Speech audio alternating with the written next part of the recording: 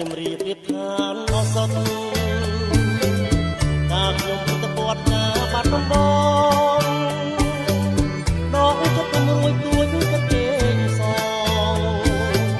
តែបាត់ដំបងបងស្ម័គ្រចំបាឥឡូវបានយល់ចំបៃសៀមរៀបរហូតជួតជ្រាបពោពេញអរាទ្រូងបងបានស្បាយពីរឿងស្នេហាតែតែចំបាឲ្យរៀងក្រៀមក្រំរយព្រួយរយនឹករយសែនទន្ទឹងពុំឃើញដំណឹងដែររៀនផ្ដាប់ដាំកូនឡងផុតទៅជាយូរខែឆ្នាំតាឲ្យព្រមចាំមិនដេចទៅពេលនេះចំបៃសៀមរាបបងអើយមានតែអ្នកឲ្យព្រះលោកកម្រើជួយផងប្រន់ឲ្យបងបានរួមនៅជាគ្នាតទៅនឹងចំបៃ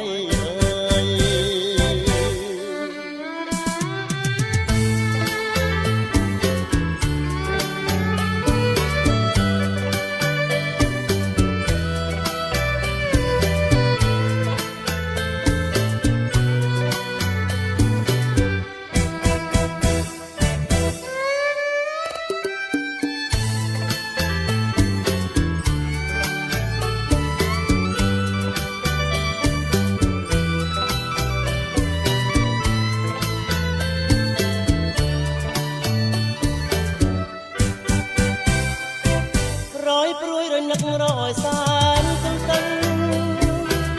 ពុំឃើញដំណឹងដែររៀនផ្ដែផ្ដាំឡងផុតទៅជាយូរខែឆ្នាំតាឲ្យព្រមចាំមិនដេចទៅ